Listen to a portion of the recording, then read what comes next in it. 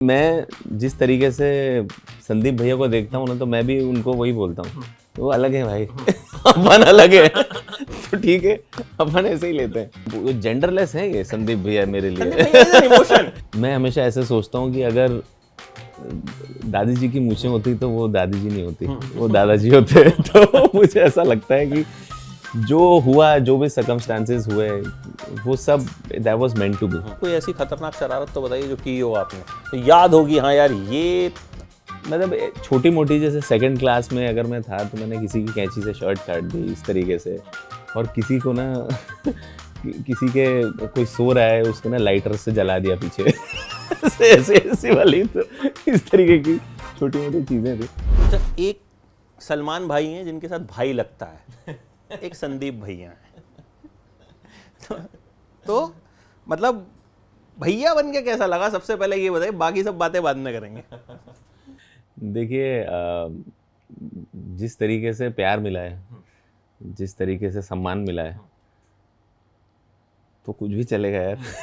ये तो भैया ही है। लेकिन कोई भी सुंदर सी लड़की जब आके बोल देती है वो देखो संदीप भैया, तो मतलब क्या फीलिंग होती है? नहीं देखो, मैं जिस तरीके से संदीप भैया को देखता हूँ ना, तो मैं भी उनको वही बोलता हूँ, वो अलग है भाई। अपन अलग है। तो ठीक है, अपन ऐसे ही लेते हैं। लेकिन संदीप भैया ने लाइफ कैसे चेंज कर दी, मतलब की लाइफ चेंज, सबसे पहले तो मेरा ये जी, सवाल जी, होगा। जी, जी, बिल्कुल बिल्कुल। मेरे हिसाब से जो टर्निंग पॉइंट है लाइफ का, सो टू से, इट हैज़ बीन संदीप भैया। और इट मतलब, और उस लिहाज से देखा जाए तो कुछ कुछ चिंगारियां होती रही इसके पहले पहले, हाँ, उन सबके बारे में बात हाँ, करेंगे, तो वो चिंगारी, पटाखे, बम। चिंगारी होते होते मेरे हिसाब से ये जो है, ये एटम बम की तरह फूटा। तो ये मैं ये नहीं कहूँगा कि उन चिंगारियों का भी महत्व उतना ही ज़रूरी है। तो वो धीरे धीरे धीरे धीरे करके, क्योंकि वो चिंगारियाँ शायद पब्लिक के लिए नहीं थी, वो मेरे अपने लिए थी, वो मुझे तैयार कर रही थी। तो वो उस लिहाज से बहुत इंपॉर्टेंट था। लेकिन ये एक ऐसा किरदार रहा कि मतलब इसके बाद सबको लगा कि हमारी जिंदगी में एक संदीप भैया होने चाहिए। तो आपकी अपनी लाइफ के संदीप भैया हैं कोई? हाँ, देखिए मेरे लाइफ में मतलब ऐसा नहीं है कि एक पर्टिकुलर है, बहुत अलग अलग स्टेज में अलग अलग जगहों पे अलग अलग तरीके से रहे हैं। तो जिस तरीके से मेरे फैमिली है, मेरे मतलब जब मैं छोटा था, अब मैं हाइंडसाइट में सोचता हूँ ना, जब मैं बचपन में था जिस तरीके से, तो उस वक्त मेरे पिताजी थे, मेरे भैया भैया तो हैं आज भी, तो ये लोग रहे हैं। एंड ऑल्सो मेरी वाइफ एक तरीके से, अब जेंडरलेस है ये संदीप भैया मेरे संदीप लिए। भैया इज एन इमोशन। ये इमोशन संदीप है, भैया इज एन इमोशन। तो वो मेरे लिए वाइफ है मेरी। तो ये सारी चीज़ें जो हैं आपकी लाइफ में होना ज़रूरी है। अब ये चीज़ इस तरीके से जब बाहर आई है, तो एक एहसास भी हुआ है, मुझे भी हुआ है कि ये होना कितना ज़रूरी है किसी के लाइफ में। इस तरीके का एक सपोर्ट, एक एंकर बहुत ज़रूरी है। और कई बार क्या होता है, आपके आसपास होते भी हैं, आप देखते नहीं हो, लेकिन चूंकि आपको ये पता चला है कि हाँ, तो फिर आप आइडेंटिफाई भी करते हो। और मेरे हिसाब से वो जितने भी संदीप भैया हैं ना एक दूसरे के लिए, वो बहुत कमाल है, वो बहुत सेल्फलेस हैं। और वो भाव है, और उस भाव को अगर आप आइडेंटिफाई नहीं करोगे ना, तो फिर आप जीवन का मज़ा नहीं ले पाओगे। आप उसको मज़ा लेते हुए जिस वक्त जब तक वो है, हो सकता है आगे वो निकल जाए, है ना? आपको नहीं पता चलता कि आपके लाइफ में कब वो किस तरीके से आपका सपोर्ट करके आगे भी बढ़ गए। लेकिन अगर आपको पता रहे सपोर्ट है, और आप उसको उस लिहाज से वो इज्जत दे रहे हैं ना, तो वो उसका मज़ा अलग हो जाएगा। अच्छा, संदीप भैया तक आप पहुंचे कैसे, मतलब स्टार्टिंग आप हैं कहाँ से? मैं तो इंदौर का हूँ। इंदौर के हैं। जी। तो क्या बैकग्राउंड रहा फैमिली में, सब क्या कुछ किया करते थे, और उसके बाद आपने क्या सोचा कि मुझे बनना क्या है, हीरो ही बनना था, यहीं आना था, या कुछ और सपने थे? मतलब मेरे डैड इंजीनियर थे, मैकेनिकल इंजीनियर थे। वो उन्होंने उस ज़माने में इंजीनियरिंग की थी जब पूरे एमपी में एक इंजीनियरिंग स्कूल होता था। तो वो और उस समय में जब मैं छोटा था, सेकंड थर्ड क्लास में, तो इंजीनियर मतलब वैसा वाला होता था जैसे जैसे आज की डेट में शायद साइंटिस्ट बोल लो। यू नो उतना रेयर और उतना रिस्पेक्टेड। खैर अभी भी है बट अब बहुत सारे हो गए हैं तो अब एक्चुअली प्रॉब्लम ये है कि अब इलेक्ट्रिशियन भी इंजीनियर है, मोबाइल रिपेयर करना और मोबाइल इंजीनियर है वो, आजकल पैथोलॉजिस्ट वो भी हाँ वो डॉक्टर बोलता है। तो इंजीनियर उस वक्त आप सही कह रहे हैं कि एक लेवल था। तो मेरी ज़्यादातर लाइफ हॉस्टल में रही है। So, मैं क्लास 3rd से 12th तक हॉस्टल में रहा हूँ। तो इंदौर में नहीं, मैं मसूरी में था पहले 4 साल, 3rd से 6th, और 7th to 12th में इंदौर में था। तो 3rd क्लास में वो स्लैम बुक भरा करते थे कि उसमें एम्बिशन लिखना होता था। तब मुझे लगा कि हाँ एम्बिशन तो होना चाहिए। तो मैं मतलब वही, जैसे कि मैंने कहा, उस ज़माने में आपके संदीप भैया आपके डैडी होते हैं, मतलब ना भी हो मुझे नहीं पता, मेरे लिए थे। तो मेरे लिए था कि इंजीनियर और ये करना ज़रूरी है, तो मेरा वो था। लेकिन जब 7वीं में मैं इधर आया, अपना इंदौर में आया, तो थोड़ा सा पर्सपेक्टिव चेंज हुआ, चीज़ें देखी। मैं वो फुटबॉल भी खेलता था और पता नहीं ये समझ कहाँ से आई, कैसे आई, पर मुझे लगा कि कुछ करना चाहिए अपने को ना, अपना आगे जाके क्या करेंगे ये सोचना चाहिए। मैं फ़िल्मों से बहुत ज़्यादा प्रभावित था, बहुत ज़्यादा, 7th में। और मतलब कोई भी फ़िल्म हो, किसी भी तरीके की फ़िल्म हो, थिएटर में ही जाके देखना अच्छा लगता था, वो कैसी भी हो। तो अभी तो साल बैंडविड्थ ऐसा ख़राब हो गया है कि आप नहीं देख पाते हो, बट खैर उस टाइम पे इतनी ज़्यादा इनोसेंस थी, इतना ज़्यादा प्रेम था, इतना ज़्यादा लगाव था कि कोई भी फ़िल्म हो मज़ा आता था। मतलब वो पर्दे का जो एक्सपीरियंस होता था ना, मैं उससे मेस्मराइज़ हो जाता था। तो प्रॉब्ली वो चीज़ ओवरपावर कर गई मुझे, और मुझे लगा कि यही करना है। और फिर मैं वो स्क्रीन पे जो देखता था, मुझे लगता था ये जादू जो क्रिएट हो रहा है ना, कुछ ऐसा कुछ करना है लाइफ में। तो तब जाके सोचा कि इस दिशा में मुझे काम करना है। तो आई वॉज़ वेरी क्लियर कि अगर इस दिशा में करना है तो इसकी पूरी तैयारी करनी है, ट्रेनिंग करनी है, ऐसे ही नहीं होगा। लेकिन मुझे लगा इंजीनियरिंग भी कर ही सकते हैं, इंजीनियरिंग करके अपन इसमें आ सकते हैं। तो उस तरीके से सोचा, पर इंजीनियरिंग करी और उसके बाद मेरे को एफटीआई का पता चला कि उसने वापस एक्टिंग का कोर्स चालू किया। और मेरे लिए सबसे कमाल की चीज़ ये थी कि मेरे घर वालों का बहुत बहुत सपोर्ट था, बहुत सॉलिड सपोर्ट था। क्योंकि ये कहानी मतलब मैंने बोली हुई है, बट ये मुझे बाद में पता चला कि मेरे पिताजी को भी एक्टर बनना था। ओह, ये मुझे बाद में पता चला। उन्होंने क्या किया, उनको था कि उनके बच्चे जो वो नहीं कर पाए वो करें, वो करें, मेरे सपने जिए। मेरे जिए। लेकिन मेरा जो बड़ा भाई था, उन्होंने उस पे कोशिश की, पहले उसको इंजीनियर बनाने की कोशिश की, तो भैया का बिजनेस में माइंड है, उनका नहीं चलता। तो वो बिजनेस में चले गए। फिर उन्होंने कहा चल तू एक्टिंग कर, उसमें भी इंटरेस्ट कम था उनको, तो वो भी रह गया। तो मैं सोचता था कि ये भैया क्या कर रहे हैं, मॉडलिंग इस तरीके की, बट उस वक्त समझ नहीं थी। पर मेरे अंदर था, मैंने कभी किसी से शेयर नहीं किया। तो मैंने 12वीं जब मैं 12वीं ख़त्म की, कॉलेज जब मैं कर रहा था, तब मैंने बताया। तो उन्होंने फुल सपोर्ट किया। फिर धीरे धीरे, ऐसा उन्होंने बताया नहीं शुरू में, पर बाद में पता चला कि eventually he also wanted to be into acting की फील्ड में। एफटीआई उन्होंने अप्लाई भी किया था, बट चूंकि he was the only so to say earning member in the family, so he couldn't leave that, क्योंकि वहाँ जाके फिर सीखना और फिर 2 साल और, तो वो सारी चीज़ें, थोड़ी आर्थिक स्थिति वाला प्रॉब्लम था। तो फिर ये हुआ, तो वो बहुत खुश हुए।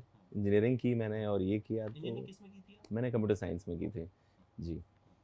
और फिर एफटीआई में हो गया, भगवान की वो किस्मत थी, जो भी कह लें, तो वो हो गया। तो वो एक्सपीरियंस बहुत अलग था, क्योंकि मुझे पता था कि अगर मुझे ये मेरी अपनी लाइफ बनानी है, अगर इस फील्ड में मुझे आना है और एक्टिंग करनी है, आजीवन करनी है, तो ऐसे ही नहीं, मैं मुंह उठा के नहीं चला जाऊंगा। ये ऐसी मेरी सोच थी। सीखना है और इस तरीके से इस फील्ड में रवानगी लानी है कि मतलब ये आपका सेकंड नेचर हो जाना चाहिए। ये ऐसे थॉट थी मुझे तब।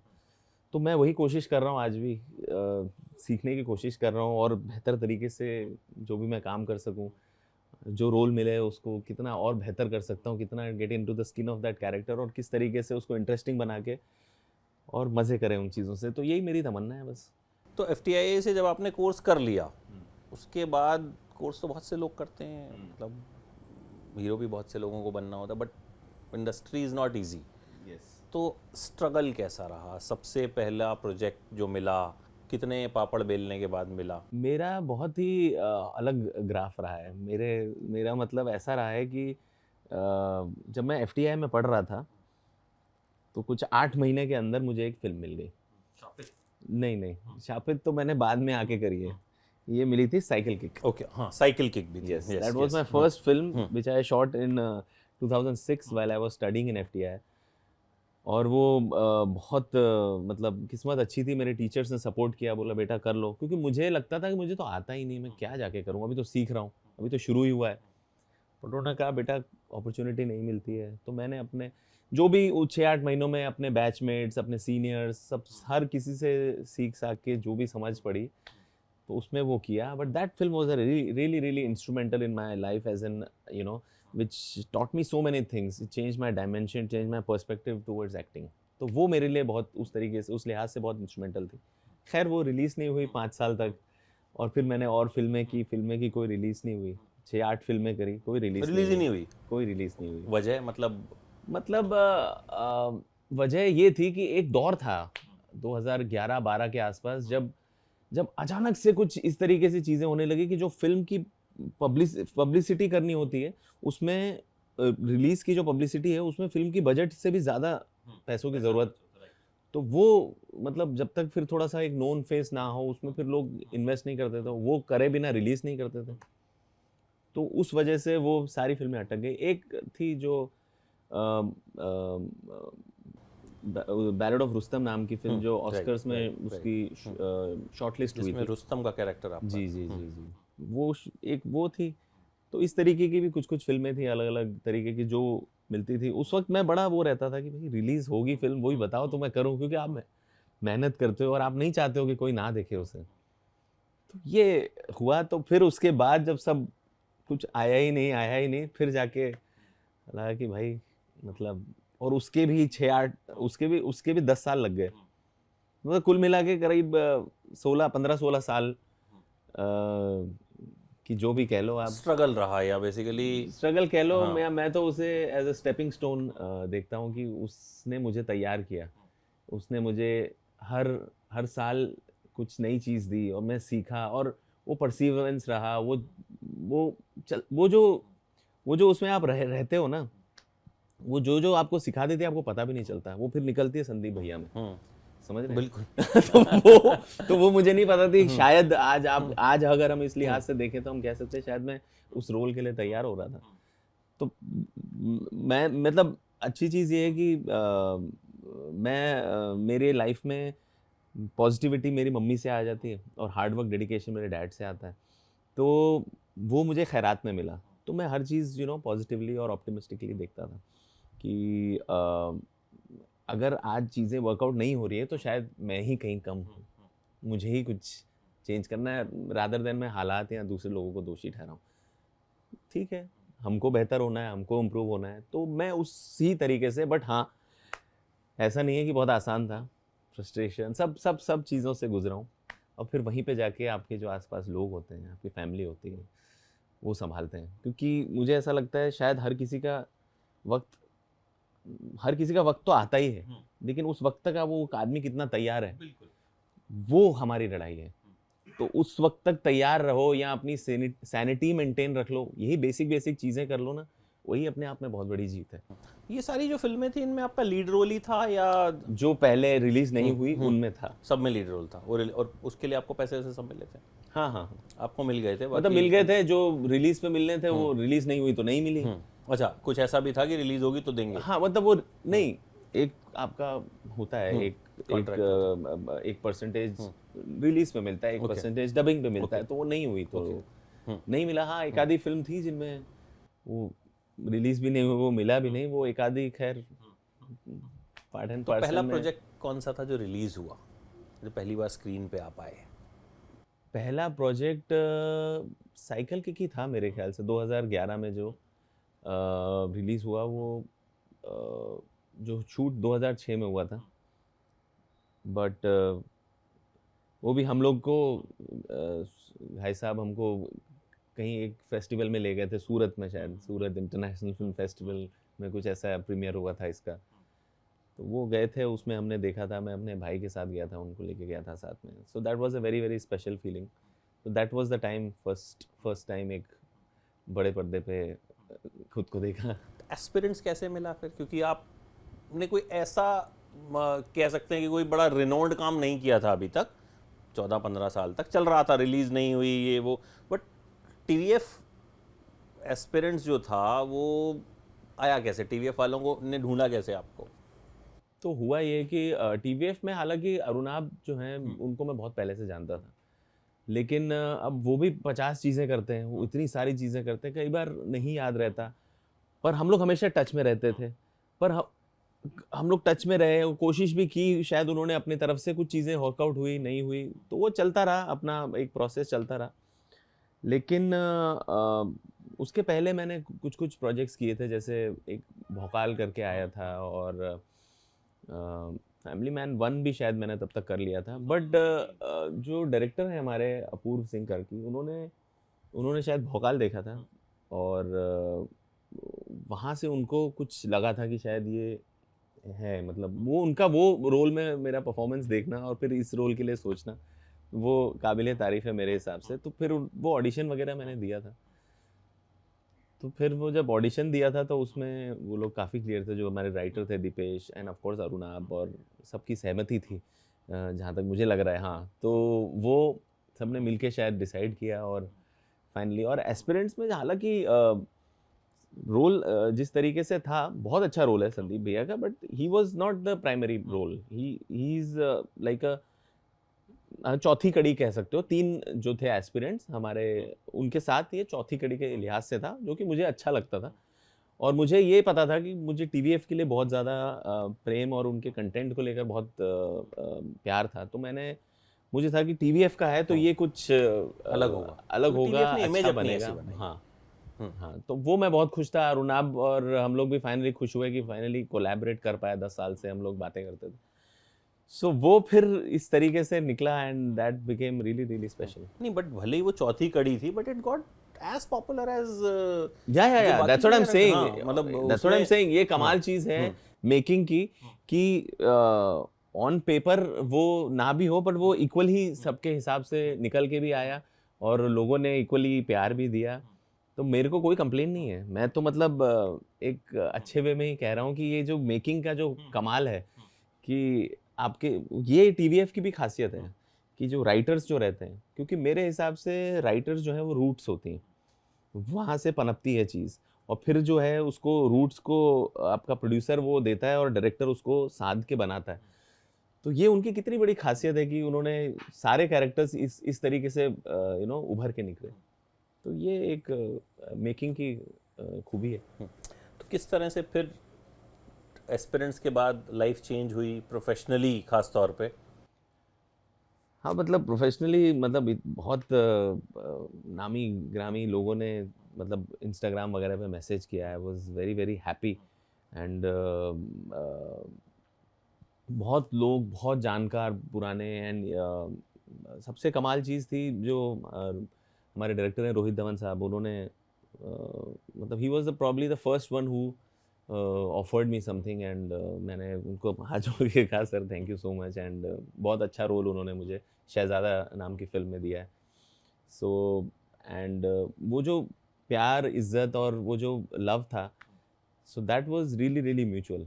वो बहुत कमाल के बंदे हैं। तो वो एक वहाँ से एक जो शुरुआत हुई, और शायद रिस्पेक्ट मेरे ख्याल से सब लोग करते ही थे, काफ़ी लोग जानते भी थे कास्टिंग वगैरह में भी, और काफ़ी लोग खुश भी हुए थे मेरे आसपास कास्टिंग वाले हैं, और जो भी मेरे कंटेम्प्रेरीज हैं कि भाई उनको वो भी देखते थे, लगे रहते थे, हम लोग देखते थे, तो उनको भी फाइनली अच्छा लगा कि भाई कि चलो एक यू नो एक एक एक लेवल अप हुआ लाइफ में।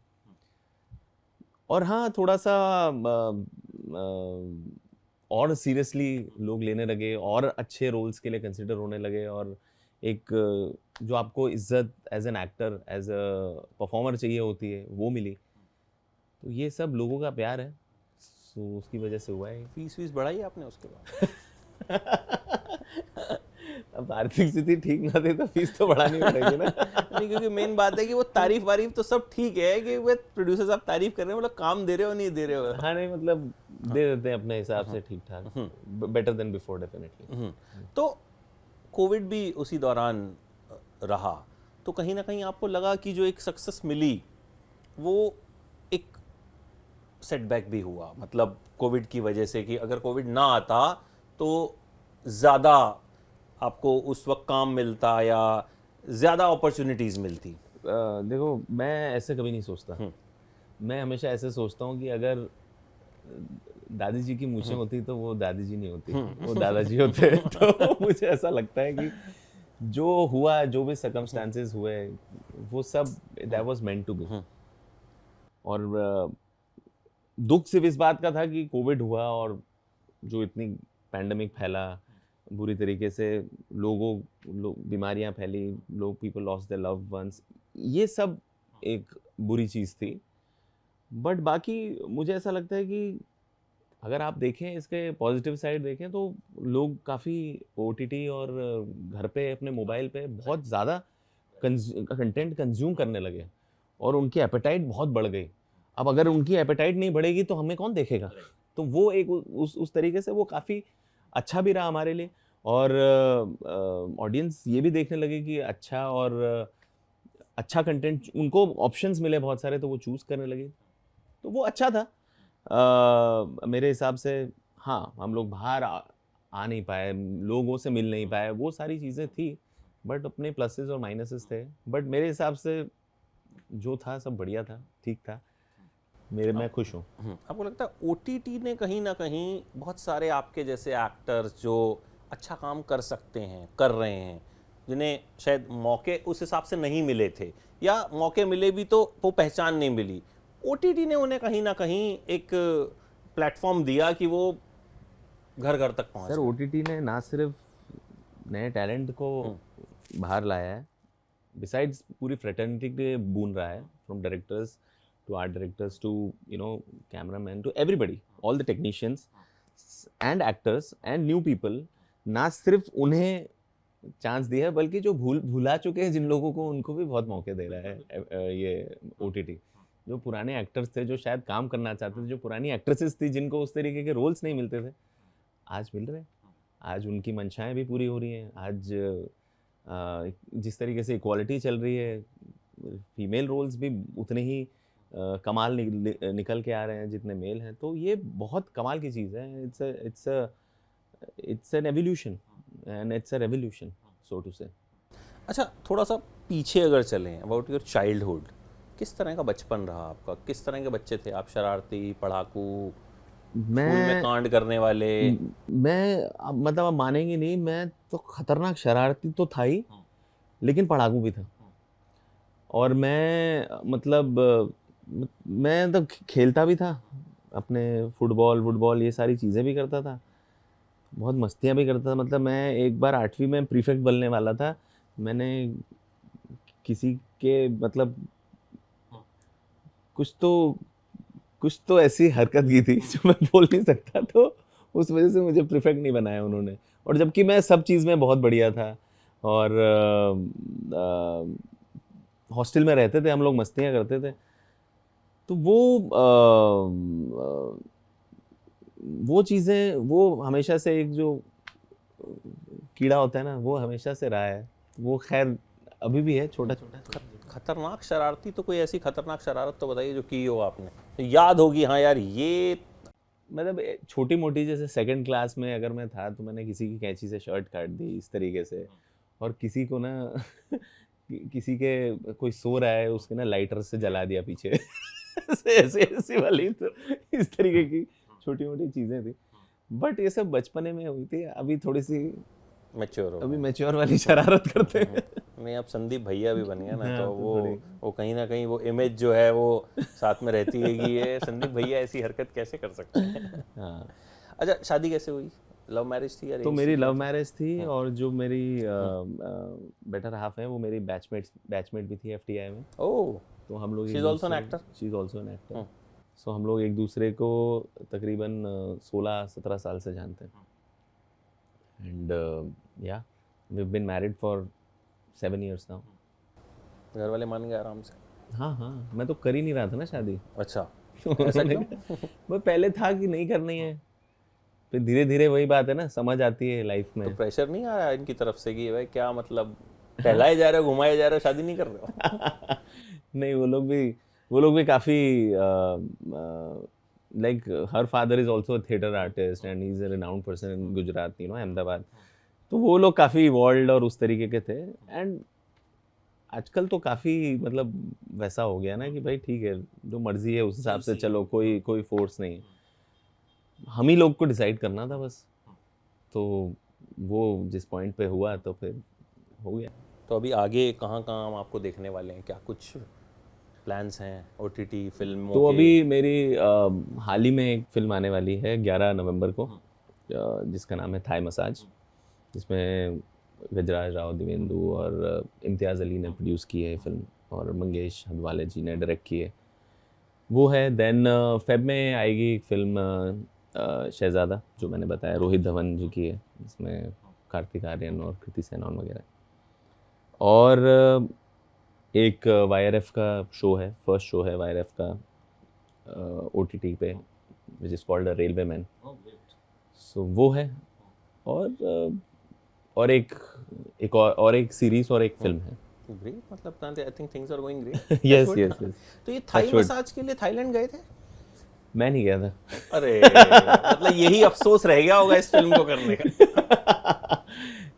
नहीं मतलब वो कहानी जो थी, जिस तरीके से, हाँ, मैं समझ गया कि आपके किरदार को जो है वहाँ जाना नहीं पड़ता। मेरे किरदार को वैसे वहाँ गए हैं कभी? जाने की जरूरत नहीं वैसे पड़ी। गए कभी थाईलैंड? हाँ, मैं जा चुका हूँ। अच्छा, जा चुके हैं। फिर थाईलैंड आगे जा तो चुका कुछ था। पूछने की जरूरत नहीं, मेरा स्टॉप ओवर था एक्चुअली, थाईलैंड गया नहीं था। अच्छा, हम लोग मलेशिया जा रहे थे। हाँ। तो वहाँ पे स्टॉप ओवर था 2 दिन का, उस तरीके से कुछ। वैसे जो थाईलैंड जाता है यही बोल के जाता है मलेशिया जा रहा है। नहीं, मैंने नहीं करा था। मैं भैया के साथ गया था मैं। तो मुझे पता नहीं था। उन्होंने कहा तो चलते हैं हम लोग, तो वैसे करके हुआ था। वो अनप्लान ट्रिप थी, मुझे भी आइडिया नहीं था। तो थाई मसाज जो है वो देखने के बाद लोग थाईलैंड की ट्रिप्स बनाने वाले हैं ये तो पता नहीं या है। डर जाएंगे? ये तो मुझे थाई मसाज मुझे ऐसा लगता है कि it does not focuses more on Thailand, but it definitely focuses on a human emotion.